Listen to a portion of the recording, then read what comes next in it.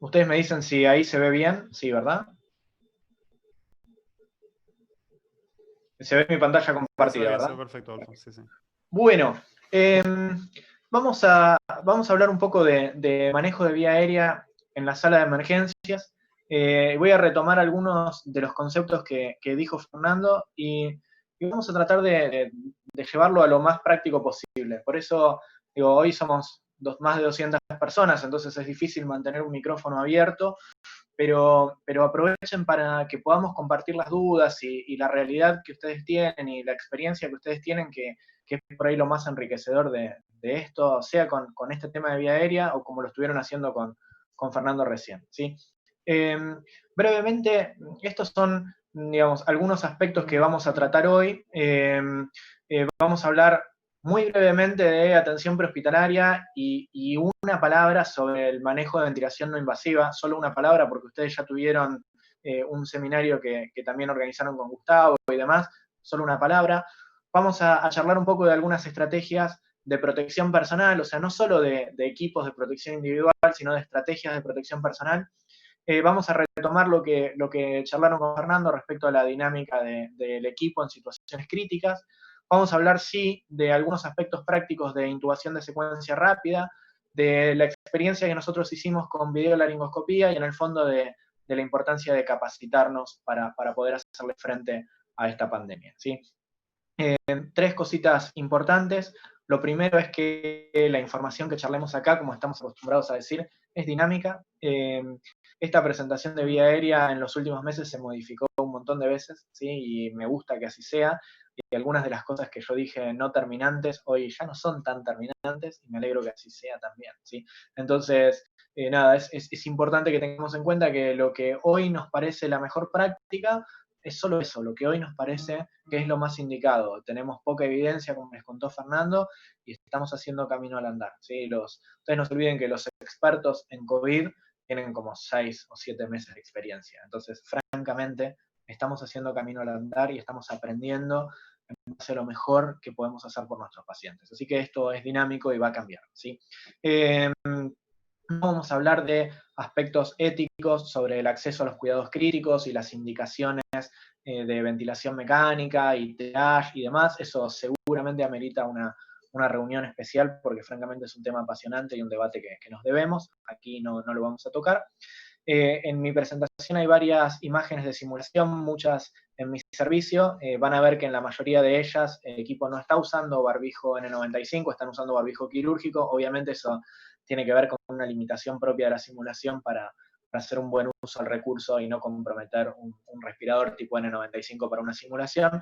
Pero recuerden que todos los procedimientos que vamos a trabajar acá son procedimientos que generan aerosolización, con riesgo de avanzado, con riesgo importante de manejo de vía aérea, por lo tanto vamos a ver que tenemos que usar un barbijo tipo N95 como mínimo, ¿sí? Vi que hay varios de ustedes que trabajan en el entorno prehospitalario. Yo coordino un servicio de emergencias prehospitalarias también acá en Buenos Aires, Acudir.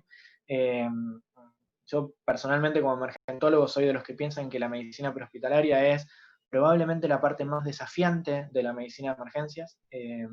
Uno tiene este gustito y cada tanto se puede dar un gusto de salir a la calle. Requiere un entrenamiento especial que no todos tienen.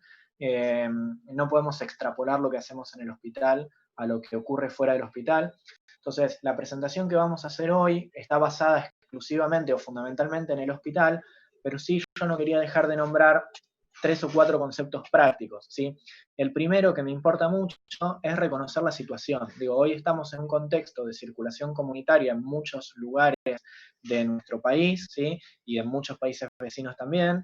Entonces, digo, reconocer que en circulación comunitaria ya no hay más bronquitis, no hay neumonía de la comunidad como diagnóstico prehospitalario, ¿sí? Entonces, piensen que todos estos pacientes son casos sospechosos de COVID y que tenemos que usar los elementos de protección personal y no subestimarlos, porque si algo aprendimos de esta enfermedad es su condición evolutiva, ¿tá? Y digo, cada vez estamos viendo más pacientes con COVID positivo que están en su casa, que esto está ocurriendo a merced de algunos cambios en las recomendaciones, cómo vamos dando y demás. y no es infrecuente que como servicio de emergencias prehospitalarios ustedes vayan a evaluar a un paciente COVID positivo en el quinto, sexto, séptimo día de su enfermedad y que lo que empezó siendo anosmia ahora es una neumonía bilateral. Entonces es importante que no subestimen al paciente febril persistente, al paciente que tiene disnea, al paciente que tiene tos y disnea, al paciente que tiene semiología respiratoria, ¿sí? Y ese es un concepto crítico. Recuerden que como equipo prehospitalario lo que tenemos que hacer para ayudar a este paciente y para salvarle la vida es administrarle oxígeno. Y digo, la administración de oxígeno no debemos complicarla demasiado. Es una máscara reservorio a 15 litros por minuto con un barbijo que se coloca por encima de la máscara, ¿sí? Si el paciente no requiriera ese nivel de flujo, podría ser una cánula nasal a bajo flujo con un barbijo que la protege encima, pero apunten a la máscara reservorio, que es un dispositivo que bien fijo sobre el rostro del paciente y con el barbijo colocado encima, francamente tiene una tasa de aerosolización bastante limitada, entonces es un dispositivo seguro. Más pensando que este paciente se va a estar moviendo, lo vamos a estar bajando de su casa, lo vamos a sacar en la camilla por el paliar del edificio, quizá esté esperando un poco en la guardia hasta que entre a un lugar de aislamiento, entonces es importante cuidar la aerosolización de este paciente, ¿sí? No descuiden la monitorización, no en todos los móviles tenemos la suerte de tener un monitor multiparamétrico, entonces por lo menos un oxímetro de pulso, dejarle el tensiómetro puesto en el brazo para controlar la presión las veces que sea necesario y conectarlo al monitor del desfibrilador les va a permitir adelantarse a lo que pueda pasar. Entonces, que no tengan un monitor multiparamétrico no significa que no tengamos herramientas para poder monitorizar a nuestro paciente. No pierdan tiempo en el domicilio poniendo accesos vasculares que no vayan a usar, ¿sí? Un 24 en el dedo gordo y tardando 20 minutos en el domicilio para hacerlo, no salvó nunca la vida de nadie. Entonces, si ustedes no necesitan ese acceso vascular en ese momento para hacer algún tipo de tratamiento o fundamentalmente para resucitar al paciente, no pierdan el tiempo, no se queden en el domicilio innecesariamente, ¿sí?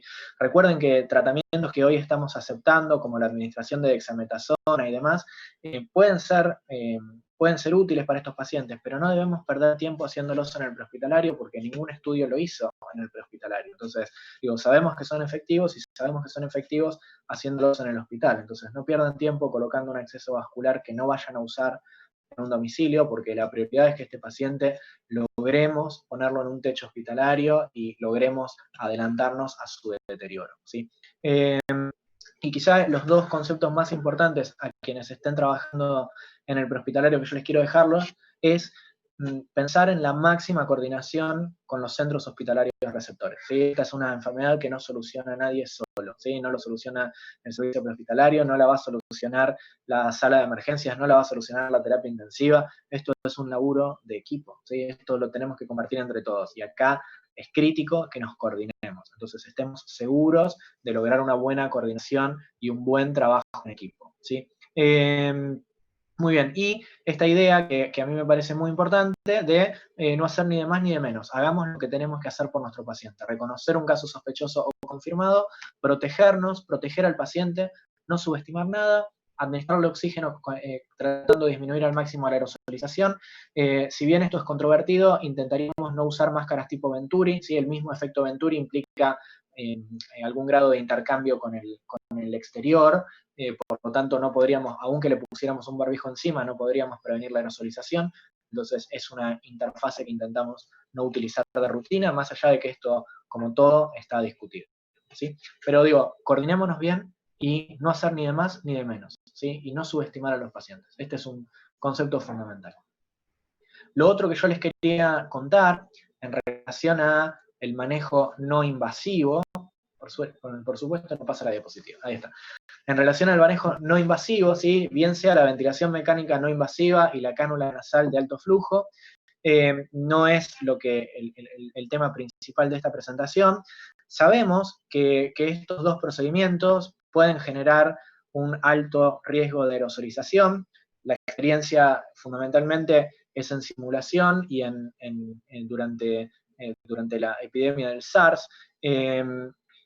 Pero claramente hoy sabemos que podría tener alguna utilidad en pacientes seleccionados, en entornos seleccionados, por equipos entrenados, monitorizados y bien protocolizados.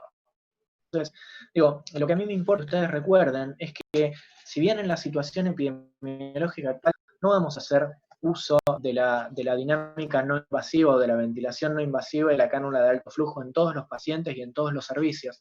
Sepan que hay buena experiencia, incluso en nuestro país, fuera de la experiencia en el exterior, con muy buenos resultados. Entonces, digo, hay que mantener la mente abierta. Pero si ustedes no están en un servicio donde estén desarrollando un protocolo estricto, donde tengan las interfaces que tengan que tener, donde tengan el entorno seguro, con presión negativa o con la puerta cerrada, digo, todo lo que estuvieron charlando y vamos a seguir charlando, es mejor no hacerlo. ¿Tá? O sea, no es la rutina, ¿sí? Si ustedes no están en un entorno que realmente están dedicados exclusivamente a esto, ¿sí? Y por favor entiendan que no es ni un no rotundo ni un sí a todos, ¿sí?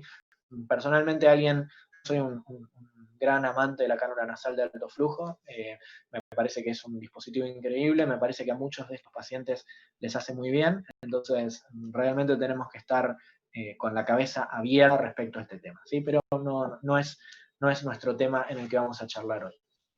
Sí, quiero recordarles esto, ¿sí? Estos son los 3 niveles de elementos de protección individual o de elementos de protección personal que recomienda la Sociedad Argentina de Infectología. Esto está acorde a las recomendaciones del Ministerio de Salud de la Nación y estos son requerimientos mínimos. ¿Tá? Y esto, por favor, ténganlo en cuenta, esto no es algo taxativo, ¿sí? Seguramente ustedes trabajen en centros que incluso ofrecen algún nivel mayor de elementos de protección personal, pero en esto estamos todos de acuerdo que es el límite y que es el límite mínimo y que es seguro trabajar en este contexto. Y si ustedes escalan más sobre esto, de vuelta tiene que ser en un entorno protocolizado, organizado, con mucha organización y mucha logística, ¿sí? A veces es fácil repartir mamelucos, el tema es que después no sabemos qué hacer con esos mamelucos, ¿sí? Entonces estamos reutilizando dispositivos que no fueron pensados para reutilizarse, nos estamos desvistiendo en situaciones que no son seguras, en otras latitudes, especialmente en China, hubo mucha experiencia con estos elementos de protección personal y las tasas de contagio fueron realmente altísimas. Entonces, no siempre más es mejor, ¿sí? Este es el nivel mínimo. Si ustedes trabajan en un centro o en un servicio de emergencias prehospitalaria que ofrezca un nivel superior a esto, está muy bien, pero esto tiene que estar bien protocolizado. No se trata de repartir elementos por repartir, ¿sí? Esto, por favor, ténganlo en cuenta, porque es una forma también de cuidarnos entre nosotros, hacer un uso correcto y racional de los elementos de protección personal. Y como mencionaba Fernando hace un ratito, como elemento de protección, desde el inicio de la pandemia, empezamos a hablar de estos dispositivos de control de aerosoles, con cariño llamados Aerobox. Yo prácticamente salí corriendo a conseguir uno de estos. Nosotros lo usamos de rutina. Básicamente es una caja acrílica con diferentes formatos y diferentes modificaciones que podría disminuir la dispersión de aerosoles en el ambiente durante procedimientos como la intubación endotraqueal, la ventilación con bolsa tipo MBU, la aspiración abierta, la reanimación cardiopulmonar. Desde la teoría es una buena idea. Les repito que nosotros lo usamos de rutina en nuestro centro, ¿tá? O sea, es casi instintivo, es ir a buscar el videolaringoscopio en la caja, pero francamente sus ventajas parecieran ser un poco más teóricas que reales, ¿sí? Porque si bien la idea es bueno, ¿sí? Esto originalmente se pensó para entornos con acceso limitado a los elementos de protección personal. Ustedes van a ver que quien diseña esto en Kenia puso algunos videos de personal intubando con estas cajas, pero sin los elementos de protección personal completos, porque precisamente la idea era ahorrar el elemento de protección personal, y claramente es el camino donde no tenemos que ir. O sea, estamos claramente seguros de que esto si es algo, es un complemento, nunca un reemplazo. Ese es el primer camino en el que nosotros tenemos que entrar. O sea, si es algo, es un complemento del resto de los equipos de protección individual, ¿sí? Ninguna guía, ¿sí? Actualmente la recomienda como uso rutinario, ¿sí? No van a encontrar ninguna guía que recomiende la utilización de este tipo de dispositivos de forma rutinaria, ¿sí? Y van a ver que hay gran cantidad de trabajos, algunos recientes, algunos que yo les cito en la presentación y que después nos pueden pedir y con gusto se los voy a compartir, que los resultados son variados. La mayoría de los trabajos son de simulación, porque francamente es muy difícil realizar un estudio sobre pacientes y medir la aerosolización en este contexto, pero la mayoría son sobre simulación, y la verdad es que los resultados son bastante variados. Desde las descripciones originales, la primera probablemente publicada como una carta en New England Journal of Medicine, donde prácticamente parecía la panacea, hasta algunas recientes donde postulan que podría incluso aumentar la aerosolización por la generación de flujo turbulento adentro de la caja que no es hermética, ¿sí? Hay un gran espectro de resultados. Por eso, tomémoslo con cautela, ¿sí? Y tomémoslo con cautela también, porque ya es reconocido desde esa primera carta publicada en New England Journal of Medicine que estas cajas podrían dificultar la instrumentación de la vía aérea, ¿sí? Entonces, digo, podríamos tardar más tiempo en lograr la intubación endotraqueal y podríamos perder el éxito en el primer intento, que es básicamente el más importante de todos, ¿sí? Por eso es importante que ustedes estén listos si usan la caja de rutina, y esto es algo que nosotros entrenamos, a sacarla inmediatamente si la caja les obstruye y los molesta. ¿Tá? Digo, uno no tiene que estar pegado a la caja es solo una herramienta más que no es una herramienta prioritaria. Y si ustedes sienten que la caja les obstruye, tienen que estar automáticamente listos para sacar la caja, ¿sí? Si se fijan en la foto de abajo, yo no sé si se ve mi cursor, pero si se fijan en la foto de abajo, este es un trabajito sobre simulación. Van a ver que en uno de los casos simulados hubo una rotura del elemento de protección personal del camisolín del operador. Entonces, digo, tenemos que ser cuidadosos porque eso podría ser francamente el evento que no queríamos. Y si ustedes miran incluso las fotos, y esto lo van a ver, y a veces nos pasa, van a ver que no se logra el adecuado estanco de los elementos de protección personal. Fíjense que la muñeca está expuesta. Entonces, digo, tenemos que ser cuidadosos de que esta caja no sea disruptiva para los elementos de protección personal que sí están recomendados de rutina. También van a ver que hay muchas modificaciones de la Aerobox, desde la caja original acrílica, la que nosotros estamos usando, hay distintos modelos. La caja original era muy alta, entonces es habitual que uno se choque fundamentalmente con la máscara contra la caja, ¿sí? Y eso también termina haciendo que nos toquemos la máscara y demás. Hay modificaciones hasta llegar a una que le agregaron presión negativa y generar un verdadero estanco dentro de la caja, que es un modelo muy interesante. ¿Por qué les cuento todo esto? Porque en este contexto no hay evidencia ni a favor ni en contra de este tipo de dispositivos. Pero yo les quiero recordar que es muy importante que si ustedes lo usan, vuelvo a decirles, nosotros lo usamos de rutina, requiere entrenamiento. Entrenen con la caja, ¿sí? Si ustedes nunca entrenaron con la caja, les va a dificultar, ¿sí? Con el laringoscopio convencional es más difícil, ¿sí? Y vamos a hablar un ratito después de la distancia de intubación entre el operador y la vía respiratoria del paciente. Con el laringoscopio convencional, francamente, es mucho más difícil, ¿sí? Y ni hablar si ustedes requieren cambiar de un dispositivo, ¿sí? Porque a veces el manejo de los elementos adentro de la caja se vuelve complejo, ¿sí?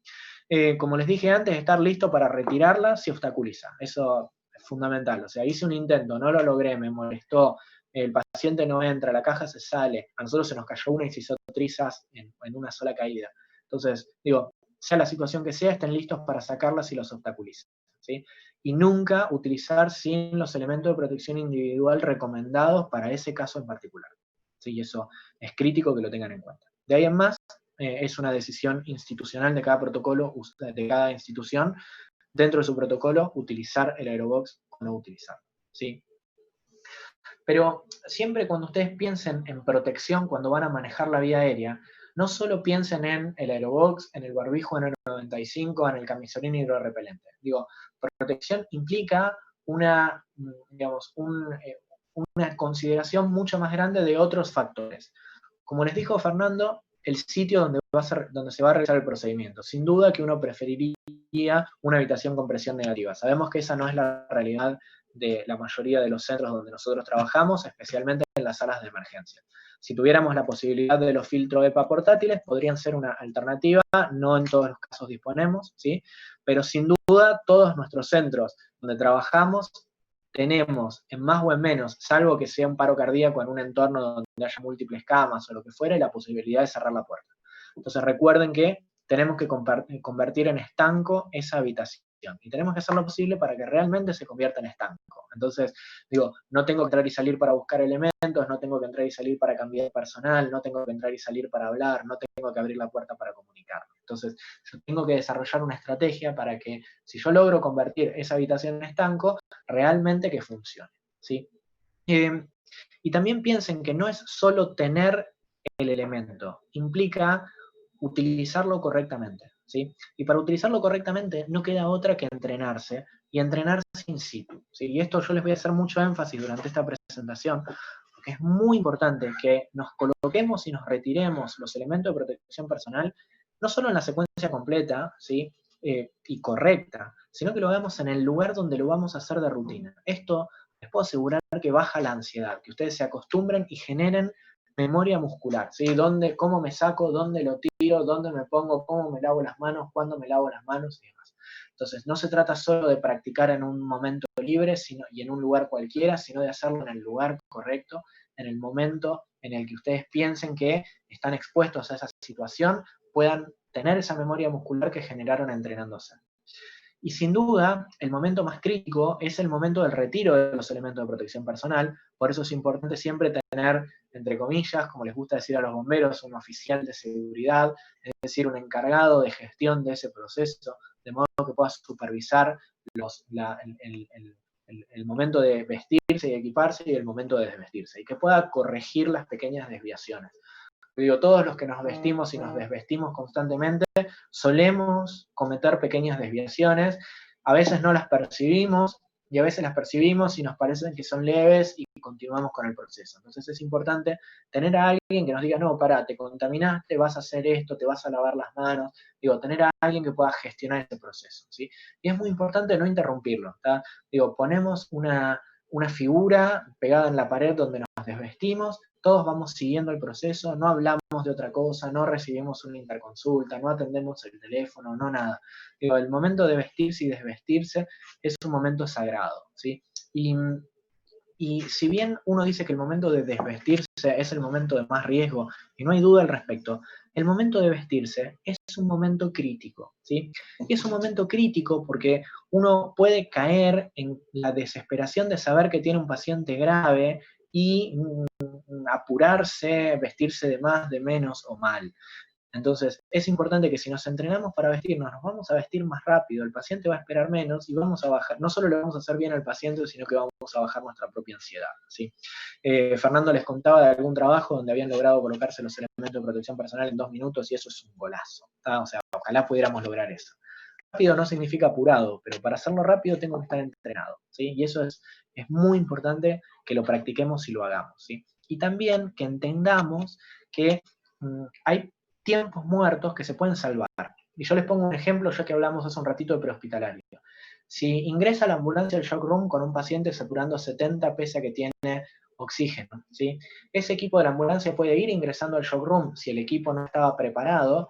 Mientras el equipo se viste, ese equipo de la ambulancia que ya estaba con sus elementos de protección personal puede continuar la atención hasta que el equipo esté vestido. Es decir, no hace falta que el paciente esté esperando afuera o lo que fuere. O si reconocemos un paro cardíaco, la primera descarga puede realizarse antes de iniciarse las compresiones torácicas. Entonces, digo, hay un montón de cosas que si aprendemos a capitalizar los tiempos muertos, podemos disminuir la brecha entre vestirnos y poder iniciar la atención del paciente, ¿sí?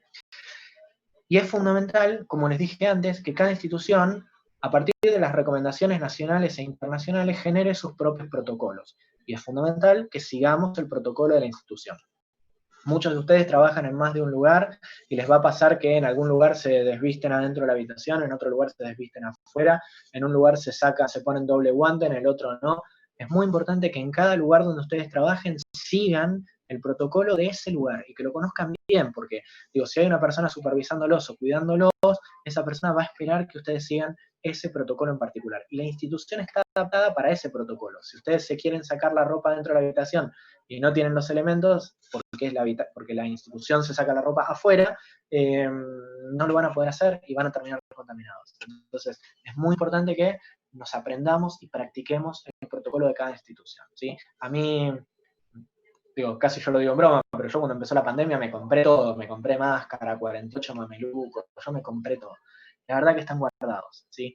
Y están guardados porque uno sabe que la base mínima de protocolo, todas las instituciones la estamos cumpliendo y sabemos que eso nos protege. Y en el momento en el que esto se empieza a desvirtuar y cada uno trae una máscara distinta, uno trae un mameluco que no lo limpia y se sube en el lugar del chofer de la ambulancia, digo, todo eso es peligroso. ¿Tá? Entonces, por favor, ténganlo en cuenta porque esto es tan crítico, usarlo bien como tenerlo, ¿sí? Ok, muy bien. Y volvemos a esto de mejorar la dinámica de equipo porque también es protegernos, ¿sí? Trabajar bien como equipo agrega seguridad para el paciente y para nosotros, ¿sí? Y yo voy a retomar algunas cosas que dijo Fernando que me parecen importantes. Lo primero es pedir perdón por la desprolijidad de algunas fotos. Estas son nuestras, muchas de estas las saqué hoy mismo, y porque me importaba que ustedes también se llevaran un poco del cómo estamos trabajando, ¿sí? Nosotros tenemos ayudas visuales puestas, ahora les voy a mostrar un poquito de eso, en la entrada del shock room y adentro, ¿sí? Porque todos saben el protocolo, pero si lo miramos y lo seguimos es mejor, ¿sí? Entonces, es importante que realmente, si tenemos la posibilidad de utilizar alguna ayuda visual y la tenemos a disposición, sin duda la usen. Y que eso lo tengan diseñado y lo tengan armado y lo tengan preparado para no distraerse y concentrarse en el protocolo que están haciendo sobre el paciente. Lo otro es un briefing previo, ¿sí? Digamos, lograr un briefing previo es crítico, ¿sí? Saber qué paciente estamos atendiendo, ¿sí? A qué paciente o sobre qué enfermedad vamos a trabajar, qué vamos a hacer, por qué lo vamos a hacer y cómo lo vamos a hacer. Digo, me llama la ambulancia y me dice, mi paciente viene saturando 75% con una máscara reservorio y respira 40 veces por minuto y no lo puedo mantener sentado en la camilla porque se desespera la falta de aire. Yo ya sé que lo que voy a hacer va a ser el manejo avanzado de la vía aérea y me van a decir que el paciente es obeso y tiene cuello corto, entonces yo ya me voy a preparar porque es una vía aérea dificultosa. Y lo voy a hacer así porque mi paciente, pese a tener el máximo aporte de oxígeno, no mejoró clínicamente. ¿Y cómo lo voy a hacer? Y lo voy a hacer si mi paciente está estable hemodinámicamente con este plan de drogas, con este laringoscopio, en este lugar. Es decir, que haya un briefing previo donde todos estemos de acuerdo de lo que va a ocurrir. Obviamente que digamos, hay muchos factores que no son tan fáciles de predecir, pero sí me importa que lo grosero estemos todos de acuerdo a cómo vamos a trabajar. Y otro aspecto importante es tener todos los materiales listos, porque acá no vamos a tener mucho acceso a carros, cajas, demás. Entonces, está bueno que ustedes tengan armada. Nosotros, acá en la foto de arriba, es una de nuestras bandejitas de vía aérea. No está tan ordenada como a mí me gustaría, pero la idea es que en esta bandejita tengan todos los elementos que realmente van a usar sobre un paciente promedio, ¿sí? Entonces, que tengan los tamaños de tubos habituales, alguna cánula orofaringia, una máscara laringea para hacer una vía aérea de rescate, filtros, una pinza para clampear el tubo, el acceso al laringoscopio, al buggy, lidocaína, jeringas, todo lo que ustedes vayan a necesitar, ni de más ni de menos, ¿sí? Pero todo lo que ustedes vayan a necesitar para instrumentar una vía aérea de forma habitual, ¿sí? Entonces, esto está bueno que ustedes lo tengan a disposición y siempre lo vayan reponiendo. ¿tá? Y esto también se nutre de la realidad de cada centro. ¿tá? O sea, no, ustedes pueden tener alguna lista, de hecho hay algunas listas así armadas, pero digo, la realidad de su centro va a determinar qué cosas tienen que incorporar, qué cosas pueden sacar. Lo que es importante es que tengan lo que van a necesitar, ¿sí? No tengan cosas de más porque después no, realmente tampoco les sirve, ¿sí? Es importante que los roles y las responsabilidades estén bien claras antes de entrar a trabajar con el paciente. ¿Quién va a ser el líder? ¿Quién se va a encargar de la intubación endotraqueal? ¿Quién se va a encargar de las drogas? Bueno, Fernando les mostró un esquema de cómo organizarse en el paro cardíaco. Yo le voy a mostrar uno muy similar para organizarse en la vía aérea. ¿sí? Pero los roles y las responsabilidades tienen que estar claras. Como a veces no nos podemos reconocer entre nosotros con los elementos de protección personal, está bueno si pueden pegarse el nombre o pegarse la función con una cinta adhesiva, digamos, escriben Adolfo vía aérea grande y se lo pegan en el camisolín, de modo de que todos sepamos quién está haciendo qué y nos podamos reconocer entre nosotros. ¿sí? Y es fundamental probar la comunicación, interna y externa. ¿Por qué les digo interna? Porque cuando tenemos uno o dos barbijos, dependiendo del protocolo, o sea, un barbijo N95 más otro quirúrgico o solo el N95, más una máscara puesta encima, y ni hablar si es algún tipo de máscara total face, con filtros o lo que fuere, no nos escuchamos. Entonces es importante que practiquemos de hablar fuerte y de que el resto nos escuche y probarlo. ¿Cuál es el nivel de voz necesario para que el resto me escuche? También la comunicación externa. Estos son unos handy que creo que me salieron 500 pesos en Mercado Libre. Les paso el chivo. Y la verdad que es todo lo que necesitamos, ¿está? Para que no se abra la puerta, ¿está? O sea, el que está en la antesala está con el otro handy y no necesito abrir la puerta cada vez, necesito informar algo, necesito hablar del estatus del paciente, o tengo alguna duda, o tengo algún problema, o lo que fuera. Entonces, digo, hay un montón de soluciones. Al principio, por ejemplo, nos llamábamos por teléfono y nos poníamos el teléfono en altavoz abajo de los elementos de protección personal.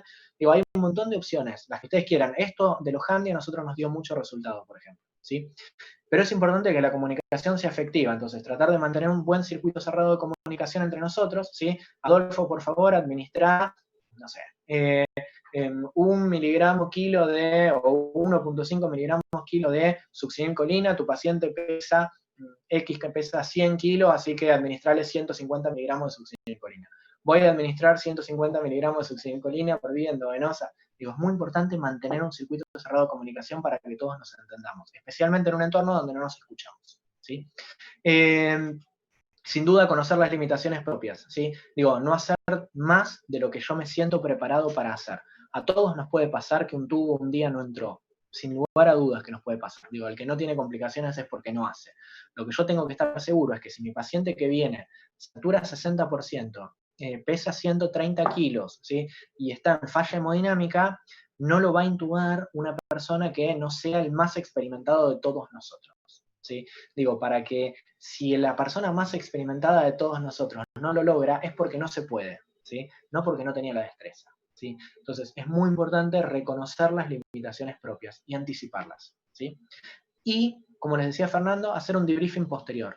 Un debriefing les permite conocer el proceso de pensamiento, ¿sí? No es enumerar lo que salió bien y lo que salió mal, o no solo es eso, sino es conocer el proceso de pensamiento, es decir, por qué hicimos lo que hicimos. Y cuando entendemos por qué hicimos lo que hicimos, o por qué pasó lo que pasó, realmente ahí nos podemos dar cuenta dónde están las falencias, porque si no, solo nos quedamos en la crítica o en la felicitación vacía, ¿sí? No, saturaba 50%, casi se va al tacho, menos mal que estaba Fernando y lo pudo intubar, pero bueno, en el tercer intento, pero pudo. Y cuando uno repiensa por qué lo intubamos saturando 50% y por qué requirió 3 intentos, nos damos cuenta de que quizá no estábamos preparados, no elegimos a la mejor persona para que haga el primer intento, no utilizamos la mejor herramienta, nos encarnizamos con tratar de intubar cuando a lo mejor deberíamos haber colocado un supraglótico, por lo menos inicialmente. Entonces digo, es muy importante que entendamos por qué pasó lo que pasó y recién ahí vamos a poder corregir nuestros errores. Entonces, digo, esto es mejorar la dinámica de equipo que nos va a permitir mejorar para cualquier condición crítica, no solo para el COVID, ¿sí? Y sin duda también, cuando hablamos de una buena dinámica de equipo y cuando hablamos de roles y responsabilidades claras, es conocer el lugar que cada uno de nosotros tiene que ocupar dentro del shock room o dentro de la sala de emergencias. Digo, yo no soy el tipo más futbolero del mundo, pero el arquero juega de arquero y el delantero juega de delantero, y cada tanto por ahí a veces puede pasar que el rol cambie por alguna razón, pero digo, cada uno sabe su lugar en la cancha, ¿sí? Y es importante que cada uno de nosotros conozca su lugar en la cancha. Como idea general, preparar el lugar donde van a trabajar, tener todos los elementos, que cada miembro del equipo conozca su lugar en la cancha, ¿sí? Cada uno conozca su rol. Tratemos de limitar la exposición del personal, no más de 3 personas en contacto con el paciente, y sí el resto del personal de apoyo en la antesala, ¿sí? Y les llamo la atención a esto, ¿sí? Tengan a su personal de apoyo cirujano a mano, ¿sí? Porque, digamos, en este contexto puede ser que no haya una segunda oportunidad. Entonces, si no logramos obtener una vía aérea avanzada, probablemente lo mantengamos con un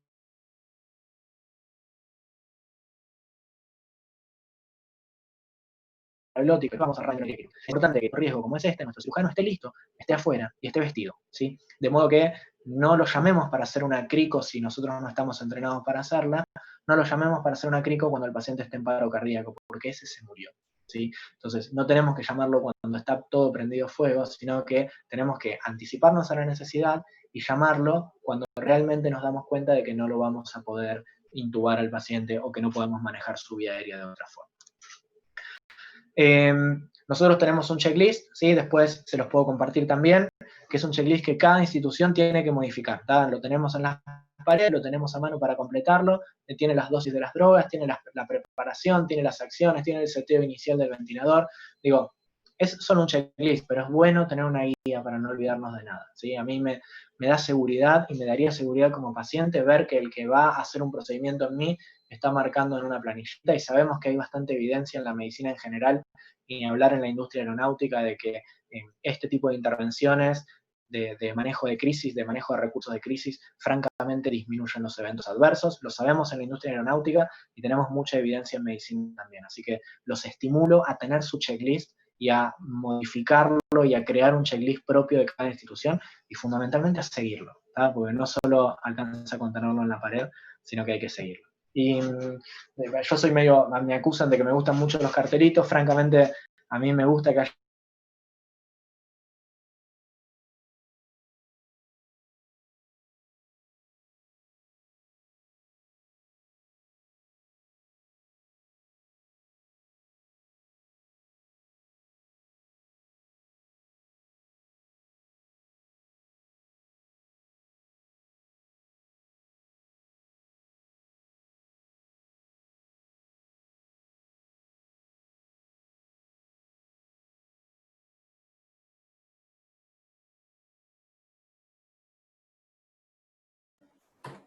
Hola, ¿cómo están?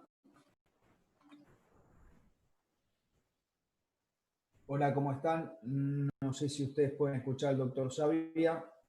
Ya lo estamos recuperando en la conexión. Un minutito, por favor.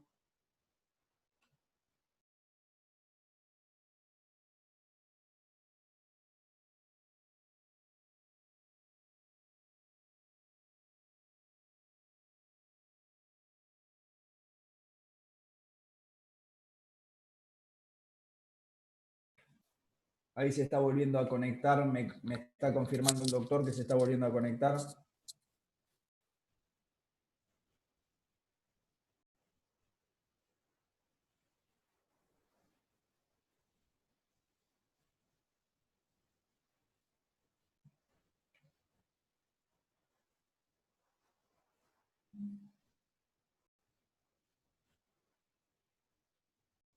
Mientras tanto, si te parece, Fernando, contestamos algunas preguntas que habían los peregrinos. Adolfo, no sé si Adolfo ya está conectado nuevamente. Acá volví. Perfecto, dale, te damos paso a vos entonces.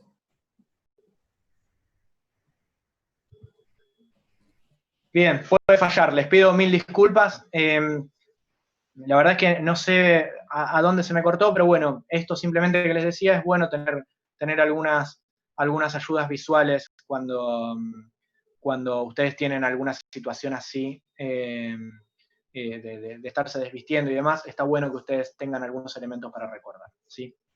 Ok, muy bien. Vamos a hablar rápidamente de intubación de secuencia rápida, y de vuelta vamos a tratar de ir con algunos tips prácticos. Recordar el concepto de intubación de secuencia rápida. Básicamente, la idea es que nosotros vamos a poner a un paciente que está consciente, ¿sí? Lo vamos a llevar a las mejores condiciones de intubación posible. Eso significa que yo al paciente lo voy a inducir, es decir, lo voy a sedar y lo voy a relajar por completo, y a su vez voy a tratar de realizar algún tipo de pretratamiento que me permita disminuir los eventos adversos hemodinámicos que pueden ocurrir durante la inducción y la intubación endotraqueal. Y a su vez tratar de que no se broncoaspire en el proceso. Como el término de intubación de secuencia rápida a veces inducía errores, de vuelta, esto de rápido no significa apurado, hoy por hoy utilizamos un término un poco más amigable que se llama intubación facilitada por drogas. Como ustedes lo quieran llamar, está bien, ¿sí? Para lograr la intubación de secuencia rápida, básicamente combinamos analgésicos, sedantes y paralizantes a dosis precalculadas para lograr inconsciencia y máxima relajación con las mejores condiciones de intubación endotraqueal. Yo continuamente digo que la epidemia o la pandemia de COVID nos tiene que devolver mejores a la nueva normalidad. Bueno, la intubación de secuencia rápida llegó para quedarse, porque quienes no lo estaban haciendo básicamente noqueaban a los pacientes con propofol o con midazolam o con lo que fuera, sin paralizar, digo, y francamente eso no estaba bueno, ¿sí? Entonces digo, si hay algo que nos vamos a llevar, sin duda son los elementos de protección personal, ninguno de nosotros va a volver a no usar barbijo o a lo que fuere, ¿sí? Y bueno, digo, sin duda la intubación de secuencia rápida es algo que nos va a quedar, porque francamente un buen condicionamiento del paciente con una buena elección de fármacos va a mejorar mucho el éxito en el primer intento, ¿sí? Pero ojo, algo que nos pasa con la intubación de secuencia rápida es el impacto hemodinámico, bien sea en más, ¿sí? Que es lo menos frecuente, o sea, bien sea en más, taquicardia, hipertensión y demás, o lo más frecuente, hipotensión de intubación. Por eso es muy importante citar bien a los pacientes antes de largarnos con la intubación de secuencia rápida, ¿sí? Pero sabemos que este procedimiento de intubación, francamente, conlleva riesgos. Siempre los conllevó y hoy con el COVID-19, digo, la aerosolización no la inventó el COVID-19, ¿sí? Digo, tenemos que tomar conciencia de que el riesgo no es nuevo, solo estamos cambiando la aproximación para empezar a pensar seriamente en el riesgo que estuvimos corriendo durante todos estos años, ¿sí? Entonces, el riesgo no es nuevo, la aerosolización no la inventó el COVID, ¿sí? Pero digo, estamos corriendo el eje y decir, tengo que proteger a mi paciente y al equipo tratante, ¿tá? Por eso es importante que tengamos en cuenta que todo lo que vamos a hacer es para proteger al paciente y al equipo, ¿sí? Y que este procedimiento de intubación en secuencia rápida me va a permitir disminuir al mínimo la aerosolización que a veces se produce cuando el paciente tose, regurgita, tiene laringoespasmo o lo que fuere, ¿sí? Entonces es importante que yo trate de hacer la mejor secuencia de intubación rápida que pueda, ¿sí? Básicamente las indicaciones son cuando yo quiero lograr poner a un paciente en condiciones de intubación endotraqueal y ventilación mecánica, y básicamente las contraindicaciones son relativas, ¿sí? O sea, salvo que el paciente tenga alguna contraindicación para el uso del bloqueante neuromuscular o alguna experiencia previa en la cual sea alérgico a alguna de las drogas que usamos, que es muy poco frecuente, después las contraindicaciones son muy relativas, ¿sí? Y esto está sistematizado en pasos. Yo no voy a entrar demasiado, sí voy a describir algunos aspectos puntuales. Son 7 pasos que están un poquito modificados por el tema del COVID. El primer paso es la protección de lo que ya estuvimos charlando. El segundo paso es la preparación, ¿sí? Y el repaso del procedimiento, que también estuvimos charlando. El tercer paso es un paso crítico, el más importante, el más negado, el más olvidado, que es una buena preoxigenación. El cuarto paso es pretratar al paciente, y este pretratamiento incluye la resucitación. El quinto paso es la inducción y la parálisis. Si ustedes ven, los 7 pasos están sistematizados en P, entonces dice parálisis e inducción, pero lo correcto es inducción y parálisis. El sexto paso es el pasaje del tubo, con todos los cuidados que tenemos que tener, ¿sí? Clampeo del tubo y armado de un circuito cerrado, con la confirmación de la correcta intubación. El séptimo paso son los cuidados post-intubación, ¿sí? ¿Y a esto qué le tenemos que sumar? Que tenemos que planificar el rescate de la vía aérea, sea con un supraglótico como medida temporaria o con una maniobra quirúrgica. Estos 7 pasos están presentados así para que sean más amigables desde lo docente, pero ustedes es importante que piensen en secuencial para no equivocarse, pero que actúen en simultáneo, ¿sí? Es decir, mientras estoy pretratando, estoy preoxigenando. Mientras me estoy poniendo los elementos de protección personal, termino de ponerme los elementos de protección personal y ya empiezo la preparación del procedimiento, ¿sí? Es decir, piensen en secuencial, pero actúen en más o en menos en simultáneo, ¿sí? Había una pregunta en la presentación de Fernando, yo no voy a ahondar sobre eso, pero se habló mucho de supraglóticos y COVID, ¿sí? Y estamos todavía buscando el lugar correcto para ellos. Hoy lo que sabemos es que, sin duda, los dispositivos supraglóticos, como la máscara laringia, son dispositivos que nos van a servir de puente, ¿sí? En dos circunstancias, bien sea ante una vía aérea en la cual no se logró intubar, que es la indicación habitual en la cual usamos, o sea, como una vía aérea de rescate, o, por ejemplo, en el entorno prehospitalario, cuando quizás no queramos intubar o no tengamos la complejidad para hacerlo y sepamos que el paciente rápidamente va a llegar a un centro hospitalario. Siempre el dispositivo supraglótico, el que fuere, lo vamos a usar con un filtro, y si podemos, ¿sí? Vamos a intentar utilizar máscaras laringias de segunda o tercera generación, ¿sí? O supraglóticos de segunda o tercera generación, ¿sí?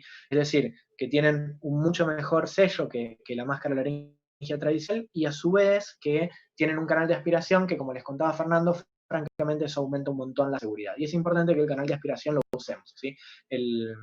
Nada, sea que usen máscara laríngea Supreme, Protector, lo que ustedes quieran, es importante que habiliten y usen los canales de aspiración. Y nada, ténganlo en cuenta porque es un dispositivo interesante. No es un dispositivo definitivo, ¿sí? Y eso por favor ténganlo en cuenta, sino que es un dispositivo puente hasta llegar al hospital o hasta realizar una vía aérea quirúrgica. ¿Tá? Muy bien, bárbaro. Respecto a la preoxigenación, yo les dije que era el paso probablemente más olvidado y más crítico de todos, ¿sí? No vamos a hablar en profundidad de fisiología y demás. Recuerden que la curva de disociación de la hemoglobina es tramposa. Eso quiere decir que ustedes, con un paciente completamente sano, ¿sí? Si lo preoxigenan durante 5 minutos, en realidad durante 3 a 5, lo más cerca de 5 posible, y el paciente es sano, para desaturar de 100 a 90 puede tardar más o menos unos 8 minutos, pero para desaturar de 90 a 0 solo va a tardar 2 minutos. Eso ocurre en un paciente sano. Ahora, si ustedes miran la curva de arriba, en un paciente que está moderadamente enfermo, quizá no lleguen a hacerlo saturar 100%, y fíjense que para desaturar de 95 a 90 tardó 5 minutos, pero para desaturar de 90 a 0 tardó solo 1 minuto y medio más. Entonces, digo, que la saturación no los engañe, ¿sí? Hagan una buena preoxigenación, ¿sí? Durante por lo menos 3, idealmente 5 minutos. ¿Cómo tenemos que tratar de hacer la preoxigenación para lograr mejorar la tolerancia a la apnea?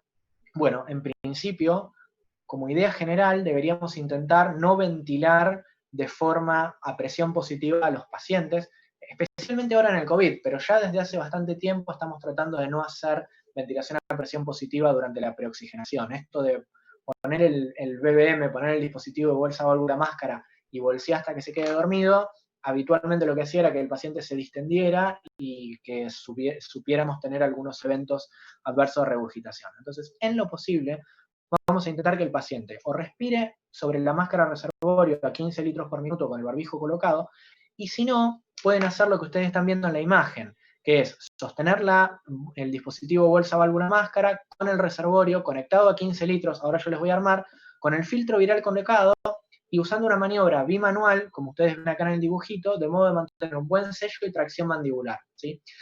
¿Eso qué va a permitir? Eso va a permitir que no escape aerosoles por los costados y que lo que el paciente exhale salga filtrado, ¿sí? Entonces son las dos alternativas, o la máscara reservorio o utilizar el dispositivo bolsa válvula máscara para hacer un buen sello en el rostro con el filtro viral, pero sin bolsear.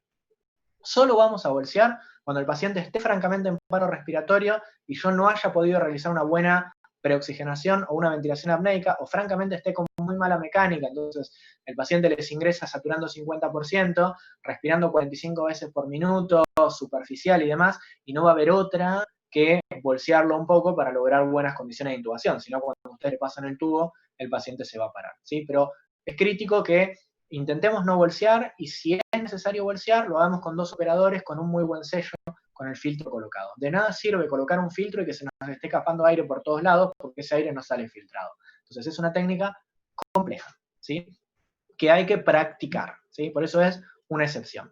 Esto es simplemente para que ustedes lo tengan en cuenta, es un diagrama de cómo se prepara el dispositivo de bolsa válvula máscara, ¿sí? Fíjense que es la máscara, el filtro viral y la bolsa. Y si ustedes tuvieran la posibilidad de colocarle una valvulita de PIP, eso es un golazo, ¿sí? Porque ustedes acuérdense que cuando bolsean con una bolsa tipo ambú, están bolseando a PIP 0, ¿tá? Especialmente cuando el paciente está dormido y relajado, ¿sí? Ya no cierra las cuerdas vocales, están bolseando a PIP 0. Entonces ustedes le pueden poner una valvulita tipo PIP, ¿sí?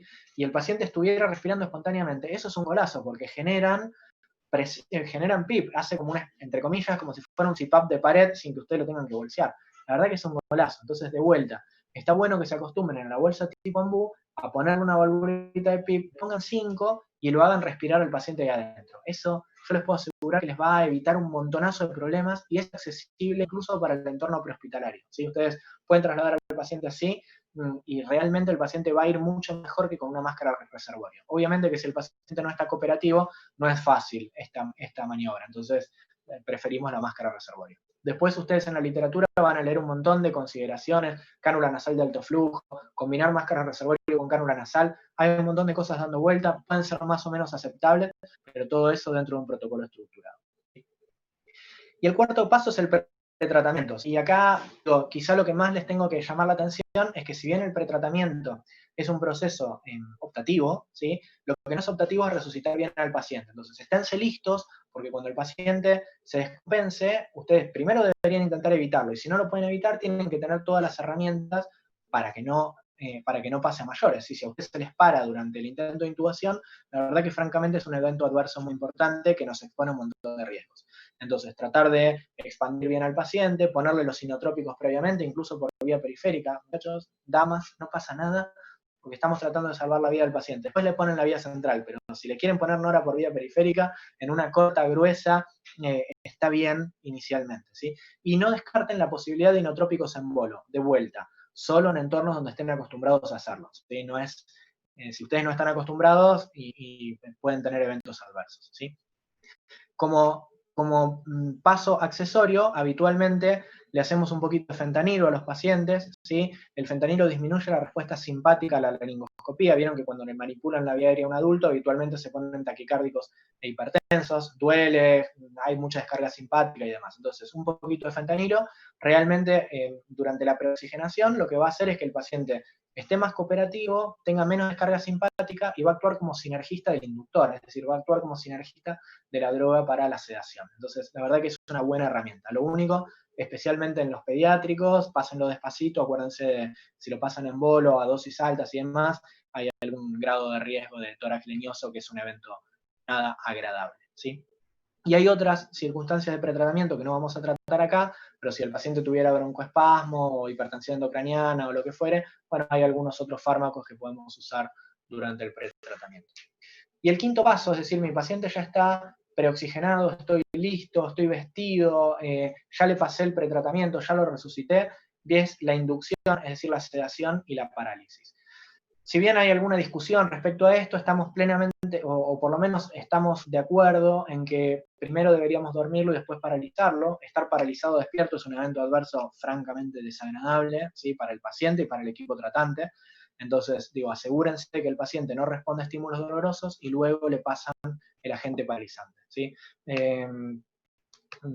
Todos lo conocerán, pero quien descubrió la succinilcolina, él pensó que era un sedante y se paralizó a sí mismo, ¿sí? Sus discípulos lo salvaron haciéndole una especie de ventilación a presión positiva con fuelle, ¿tá? Entonces, digo, el estar paralizado despierto no altera la conciencia. Entonces, primero lo inducen y después lo paralizan. Y recuerden que esto no es a titular, estos son a dosis precalculadas por kilo. ¿Tá? O sea, no es le voy pasando propofol despacito hasta que se duerma y ahí lo paralizo. No, si al señor le toca 1 miligramo kilo de propofol, le toca 1 miligramo kilo de propofol o 1.5 o 2, lo que le toque, le paso una dosis precalculada, ¿sí? Y eso es muy, muy importante, ¿sí? No quiero, todo esto yo después se los voy a poner a su disposición. Estos son dosis, forma de preparación y demás. ¿Cómo elijo el inductor? Básicamente hay algunos criterios. El criterio número 1 se llama vademecum, ¿sí? Yo les podría decir, no, ponele ketamina, ponele tomidato, ponele propofol, ponele midazolam, lo que ustedes quieran, pero si no tienen, esta charla no les sirve para nada. Entonces, digo, el primer criterio es el vademecum, o sea, primero es lo que tengo. De lo que tengo, yo tengo que elegir en base al estado hemodinámico del paciente. La ketamina y el etomidato se toleran bastante bien en la falla hemodinámica, el midazolam no se tolera bien, pero si es lo único que tengo, con una buena resucitación y a las dosis adecuadas podría ser, el propofol está absolutamente contraindicado en la falla hemodinámica. Entonces, digo, primero vademecum, después estado hemodinámico, y después situaciones propias del paciente, ¿tá? Si el paciente tiene broncoespasmo, bueno, ketamina y propofol son muy buenos. Si el paciente tuvo convulsiones, bueno, sin duda que el midazolam o el propofol son buenas drogas de elección, ¿sí? Digo, después elegimos en base a la necesidad del paciente. Y por último también, tener en cuenta la familiaridad del equipo tratante con la droga, ¿tá? Que si alguno de ustedes nunca usó ketamina, la primera vez que la use, es complejo darse cuenta cuando el paciente está en condiciones de ser paralizado y no, porque está tirando un nistagmus y parece que está soñando, y uno a veces no toma conciencia de la circunstancia en la que está el paciente. Entonces es bueno que ustedes entiendan el uso de cada droga y tengan experiencia al respecto, ¿sí? Sin duda el midazolam es nuestro caballito de batalla, en todos lados hay, pero el resto de las drogas está bueno que nos empecemos a familiarizar, ¿sí? Hay algunas más, pero estas 4 son las más comunes. Una vez que el paciente está dormido y no tiene no responde a estímulos dolorosos, vendrá el agente paralizante. El agente paralizante más común de todos es la succinilcolina. Acuérdense que hoy estamos tratando de usar una dosis un poco más alta de succinilcolina de la que veníamos usando. Antes decíamos 1 a 1.5 miligramos kilo, hoy estamos aceptando 1.5 a 2 miligramos porque lo queremos completamente paralizado, ¿sí? La succinilcolina tiene algunas contraindicaciones y demás, que los invito a que lo lean porque es importante, van a tener todo el material. Lo más nuevo es el rocuronio. El rocuronio tiene una ventaja teórica que se puede revertir con su Gamadex, no en todos lados está disponible, es más costoso. Vamos a discutir si es tan bueno como la succinilcolina, seguramente lo sea, pero quizá no lo tenga a disposición, y nosotros en nuestro caso particular solo lo reservamos cuando hay contraindicación absoluta para la succinilcolina, que habitualmente son muy pocas, ¿sí? Pero digo, esto es pretratamiento, por ejemplo con fentanilo, inducción con el agente que ustedes elijan, y parálisis con succinilcolina o rocuronio, ¿sí? No induzcan sin paralizar, ¿sí? Porque la relajación que el paciente va a tener nunca va a ser la adecuada y no van a tener por completo abolidos los reflejos protectores de la vía aérea. Entonces el paciente va a toser, va a hacer laringoespasmo, van a aumentar el riesgo de aerosolización. Y el próximo paso es la intubación per se, ¿sí? Si ustedes usan un laringoscopio convencional, tienen que asegurarse de tener la mejor laringoscopía posible, ¿sí? Tienen que tener una buena visión laringoscópica. Si ustedes usan un videolaringoscopio como este, ¿sí? La circunstancia le implica que ustedes pueden compartir esa laringoscopía con el resto del equipo, y ahora después vamos a charlar un poquito más al respecto, ¿sí? Entonces, primero hacer una buena laringoscopía, tener una buena visión, ¿sí? Y una vez que tienen una buena visión, pasar el tubo, ¿sí?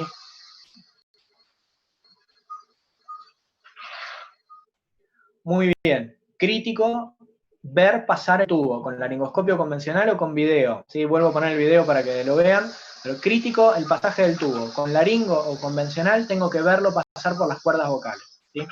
Una vez que el tubo pasó, ¿sí? Voy a inflar el balón, ¿sí? Y voy a empezar a retirar la guía, ¿sí? Pero no lo voy a retirar por completo, ¿sí? Antes de retirar la guía por completo voy a clampear con una pinza el tubo, de modo de asegurarme la menor aerosolización posible. Porque ustedes piensen que una vez que meten el tubo, si la guía no estuviera puesta, deberían estar usando algún tipo de tapón, porque una vez que ustedes entren en la vía aérea, por un fenómeno pasivo, el paciente va a exhalar, ¿sí? Entonces, está bueno que siempre tengan la guía colocada, más allá de que prefieran usarla o no, nosotros les recomendamos que la usen, pero más allá de que la quieran usar por comodidad o no, está bueno tener la guía para disminuir aún más la exhalación. Pero antes de sacar la guía, asegúrense de tener el tubo clampeado, ¿sí? Entonces, inflan el balón, clampean el tubo, ¿sí? Y una vez que estén listos, van a armar la interfase con el respirador, que la interfase con el respirador debería ser un circuito cerrado de aspiración, un filtro y la pieza NI a la rama del ventilador. Fíjense que yo todavía no comprobé, no oculté al paciente para comprobar si el tubo estaba colocado, si estaba bien colocado. Y ahora les voy a contar por qué, ¿sí? Solo para que tengan en cuenta, recuerden posicionar bien al paciente, ¿sí? Acuérdense que hay posiciones como la rampa o la colocación de suplementos que los van a ayudar un montón. Es importante que sepan usar cuando cada uno. La manipulación externa de la laringe es lo mismo, pero ojo, no son pasos obligados. A mí voy a actuar de cascarrabia, me molesta que me toquen la vía aérea de los pacientes. Entonces yo hago la laringoscopía, veo, acomodo la vía respiratoria y si necesito alguna ayuda externa, la pido, ¿sí? Pero digo, que nadie se les adelante a hacerle presión cricoidea ni nada, porque muchas veces les complica la visión, ¿sí? Consideren colocar un estilete rígido, aún si usan videolaringoscopía, ¿sí? Y consideren una guía de Eichmann, y especialmente la guía de Eichmann, o el FROBA, pero el buggy, como ustedes lo quieran llamar, es una buena herramienta, que es esta guía celeste que ustedes ven ahí, que es muy larga, que funciona como si fuera digamos, como una técnica de Seldinger, pueden intubar con la guía de Eichmann y montar el tubo encima. Es una muy buena herramienta, especialmente cuando usan laringoscopía convencional. Con el video también, pero cuando usan laringoscopía convencional es una muy buena herramienta que los va a ayudar mucho. Lo único, tengan cuidado con la contaminación, porque como la guía es larga, a veces van tocando todo con la guía que estuvo dentro de la vía aérea y demás. Entonces, solo sean cuidadosos con eso, ¿tá? Y como ya charlamos, considerar como puente una máscara laringia si no hubieran logrado la intubación en el primer paso, ¿sí? ¿Cómo confirmamos la correcta intubación? Criterios clínicos, los más importantes, y el más importante es haber visto pasar el tubo, eso es crítico, ¿sí? Entonces yo tengo que ver pasar el tubo. Si yo hice laringoscopía convencional, Bueno, tengo que estar seguro que lo vi. Si no lo vi pasar, saco el tubo, ¿sí? No se arriesguen, no bolseen con la posibilidad de que esté en el estómago, no conecten al respirador con la posibilidad de que esté en el estómago, pues si el paciente regurgita es un evento catastrófico para el paciente y para nosotros. Entonces, ver pasar el tubo. Si usan video como este es el equipo que nosotros usamos, si usan video como este, nuestra práctica habitual es que el resto de los operadores vean la pantalla del video y confirmemos que el tubo está en la vía aérea y tomar una captura que este video les permite, la mayoría de los videos les permite hacer eso. Nos tomamos una captura y le mostramos al resto de los operadores. Y obviamente combinarlo con que ambos hemitórax se eleven simétricos, no se distiende el abdomen. No ocultamos de rutina en ese momento, ¿sí? Si vamos a ocultar, ocultamos después. Ustedes piensen que tienen todos sus elementos de protección personal, ¿sí? Está todo el campo aerosolizado, entonces ustedes van a tocar al paciente, se van a tocar la cara, van a meter sus manos adentro de la máscara, van a tocar el barbijo, entonces no ocultamos de rutina. Sí, después ocultamos para ver la profundidad del tubo y demás, pero ¿quién va a ocultar? Alguien que venga o se haya cambiado los elementos de protección personal y no haya estado en contacto con el procedimiento de intubación, sino el que los estuvo ayudando con las mismas manos que estuvieron adentro del aerobox, como era este caso, se va a tocar la máscara y es un evento, digamos, que los pone en mucho riesgo.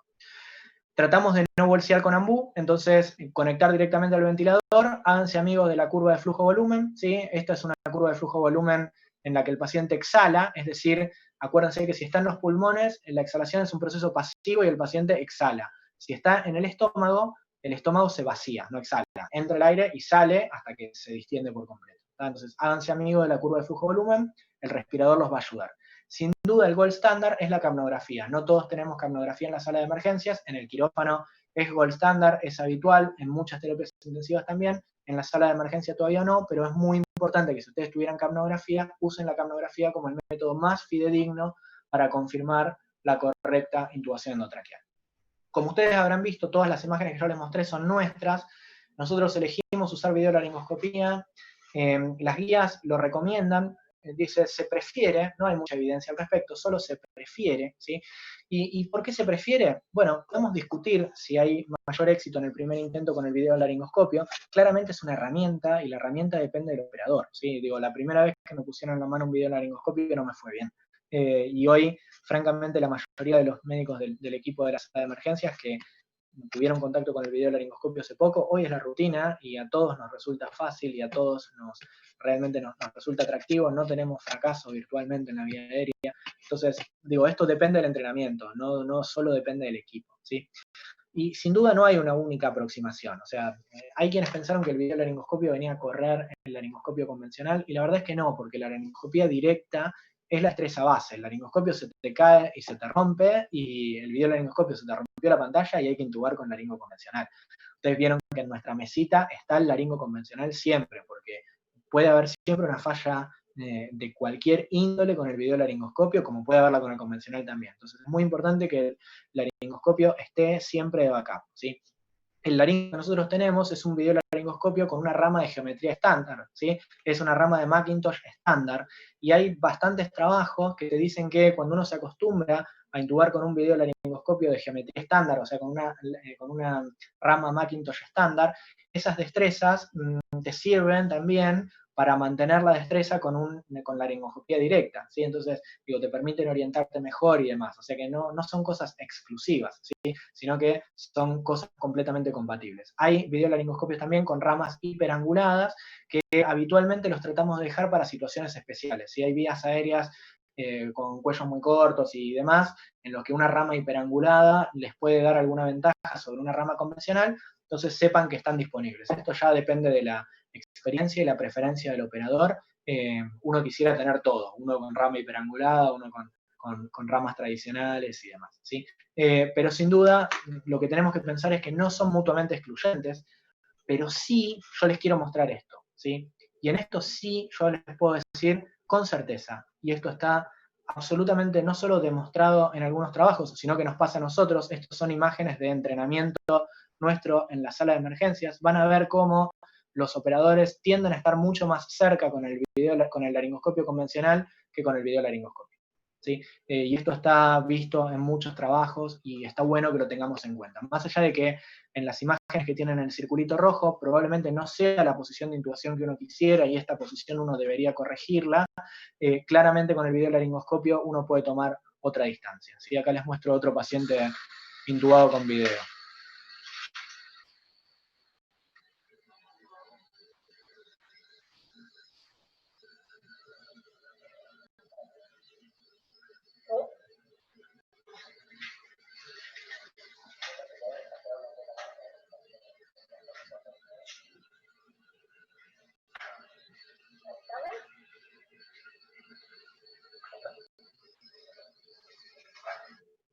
Muy bien, fíjense que aunque no se logró la mejor visión laringoscópica, en el otro que les mostré se había logrado una visión mejor, fue fácil el pasaje del tubo, tiene sus trucos como todo, pero digo, quien está intubando hoy debe tener fácilmente 10 procedimientos realizados con el videolaringoscopio este año y que realmente hoy ha logrado un nivel de destreza muy interesante. Entonces, digo, es una herramienta muy piola, muy, muy piola, ¿sí?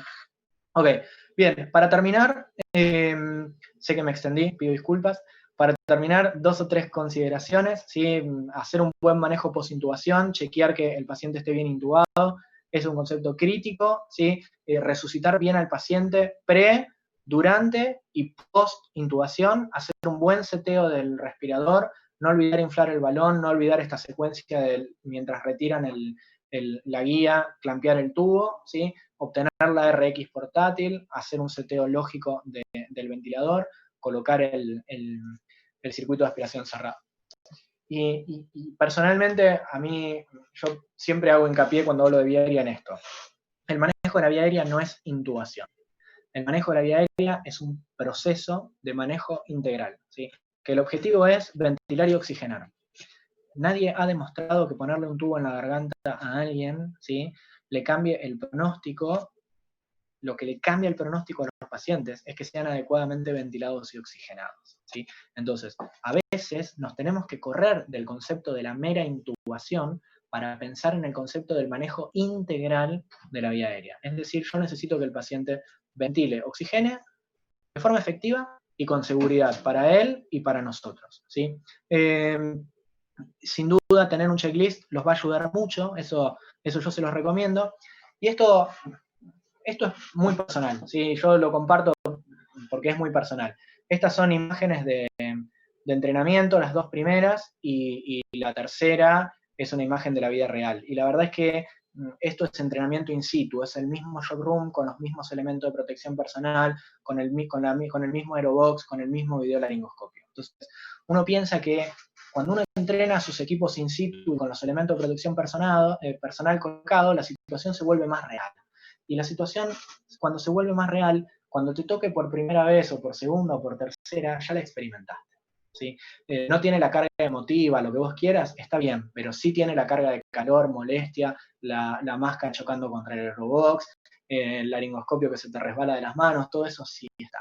Entonces, está bueno que tratemos de entrenar en las condiciones más reales posibles. Yo siempre digo, practicar como uno trabaja para que cuando te toque trabajar parezca práctico, ¿sí?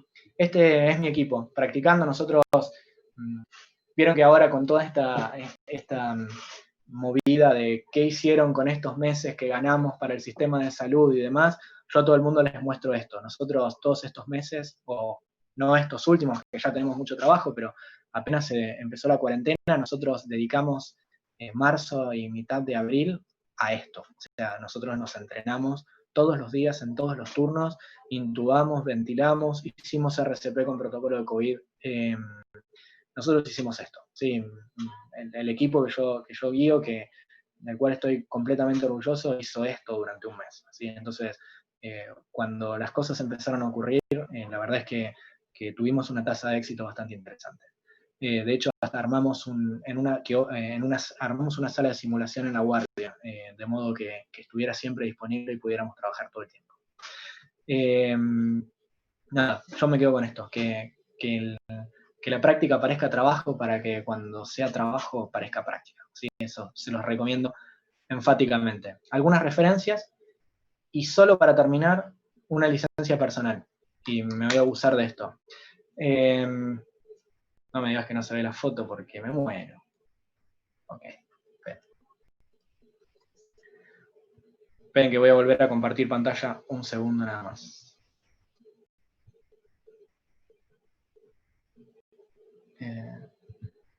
Acá está.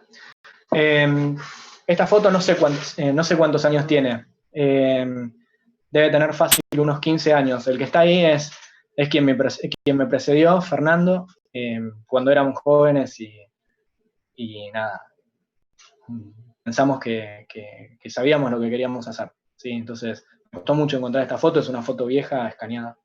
Estábamos en la Cruz Roja en ese momento y eso era un aeroclub en un pueblo cerca de Rosario. Y yo lo digo con alegría y con un poco de nostalgia también. En esa época que nada, recién habíamos empezado a estudiar o casi que ni habíamos empezado, pero estábamos con esta idea del socorrismo y de ayudar a la gente y demás. Hasta perseguíamos ambulancias, me acuerdo que veíamos pasar una ambulancia con sirena y íbamos atrás a ver si podíamos dar una mano en un accidente. Y confieso que cada tanto lo sigo haciendo. Ahora en mi auto, y en mi auto tengo mi desfibrilador y mi videolaringoscopio. Pero un poco esta pandemia a mí me recordó esto, ¿sí? Que hoy tenemos una oportunidad enorme, todos nosotros, todos los que estamos haciendo esto, tenemos una oportunidad enorme de hacerle bien a la gente. Eh, y la verdad que yo no quisiera estar en ningún otro lado que en este. Y nada, yo les agradezco a ustedes este enorme esfuerzo que están haciendo de compartir una charla, porque esto nadie se va a intubar a sí mismo, o sea que claramente esto no es para ustedes, sino que es para ayudar a los pacientes. Y les deseo realmente que estén bien y que puedan cumplir y hacerle bien a la gente como sé que lo están haciendo. La verdad que para mí ha sido un placer compartir esta actividad con ustedes. Sé que me excedí, así que les pido disculpas y estoy a sus órdenes para cualquier pregunta.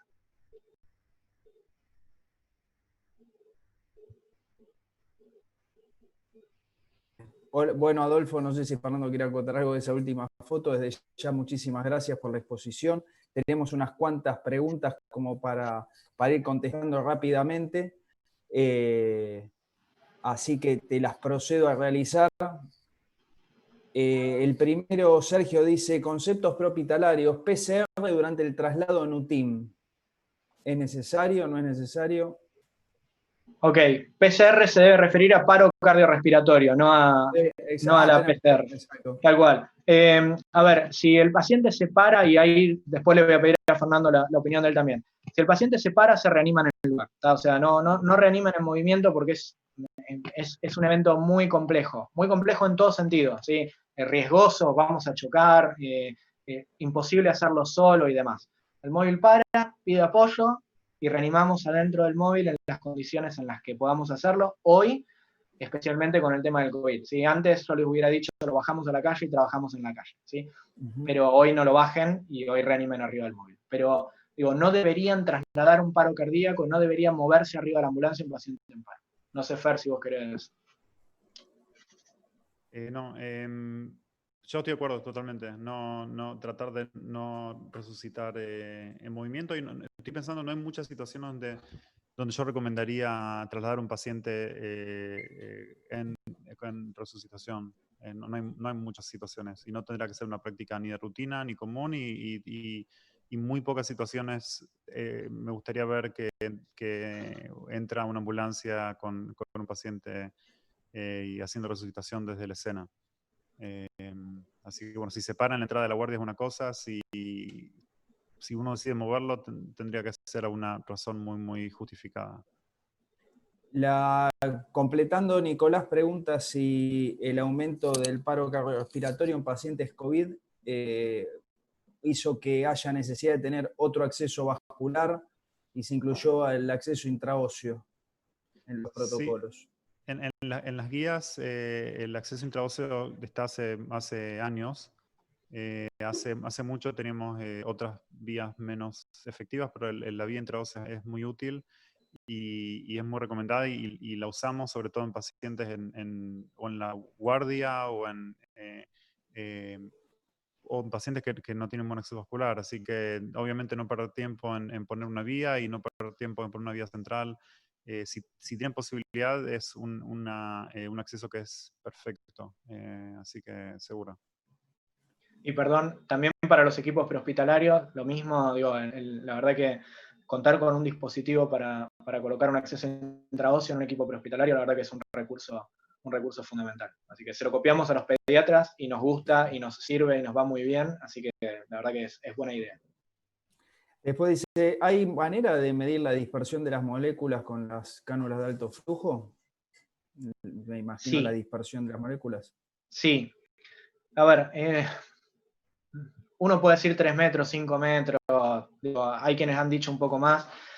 Hay toda una gran consideración que qué partícula, si la partícula es realmente infectante o no. Entonces, la verdad que es muy difícil decir, bueno, a 3 metros estoy seguro, a 5 metros estoy seguro, a 7 estoy seguro, llega hasta 20 y me contagia.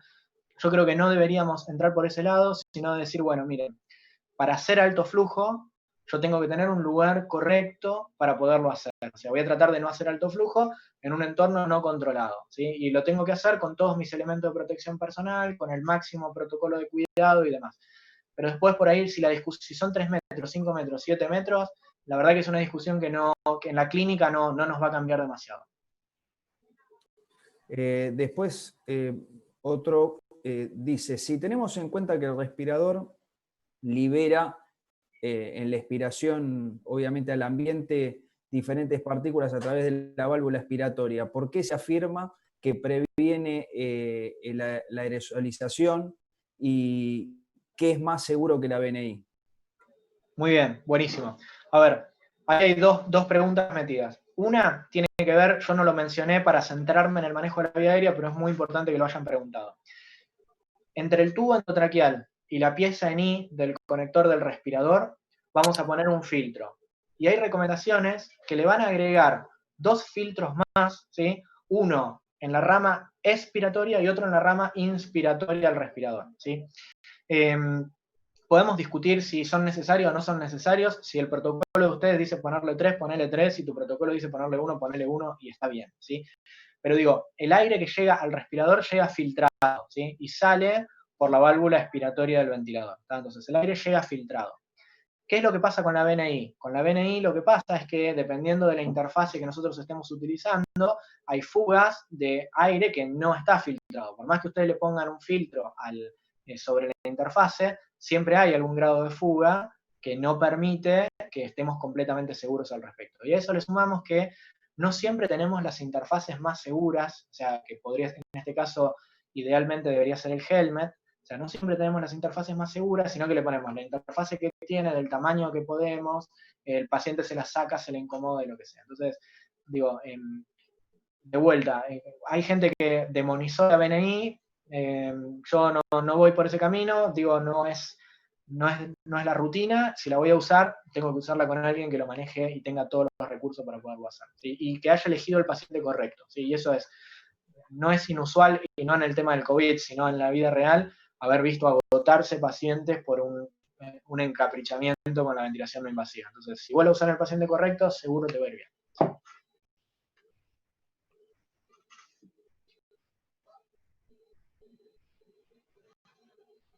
Te quedas sin audio. ¿Cómo sería, cómo sería el procedimiento ante la imposibilidad de intubar un paciente obeso de más de 130 kilos y si esas dificultades se lo considera paciente de riesgo a partir del índice de masa muscular, más allá de que no tenga ninguna patología? Bienvenido a mi mundo. O sea, los pacientes que están en emergencia no son jóvenes, sanos y demás. O sea, digamos que uno tiene que prepararse para esas circunstancias. Claramente, a ese paciente lo tiene que intubar la persona más entrenada, con los mejores recursos, es decir, si tienen el videolaringoscopio y están entrenados en el uso, claramente con el videolaringoscopio, con el cirujano esperando en la puerta y con un dispositivo supraglótico para rescatarlo inmediatamente, ¿sí? Entonces, preparar toda la secuencia como lo hacemos con todos los pacientes, pero sepamos que es mucho más probable que ese paciente tenga una vía aérea dificultosa para la mayoría de los operadores. ¿Y a eso qué le sumás? Aparte de la dificultad anatómica, ¿sí?, que puede estar, le sumás que es un paciente que tiene mucha menos tolerancia a la hipoxia. No es infrecuente que el paciente viene respirando 40 veces por minuto y satura 99.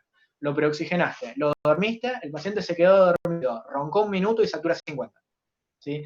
Entonces, digo, ahí tiene un montón de dificultades que es importante que ustedes puedan anticipar y que tengan organizado el manejo integral. Es decir, hacer una primera laringoscopía, tratar de pasar el tubo, si no lo logran, máscara laringe de segunda generación con filtro, cirujano afuera, quizá pudo venir en ese interín el mejor anestesiólogo que tuviéramos disponible y él volver a hacer un intento, quizá con otro dispositivo o demás, pero digo, no temer a pasar a otro escalón del manejo de la vía aérea.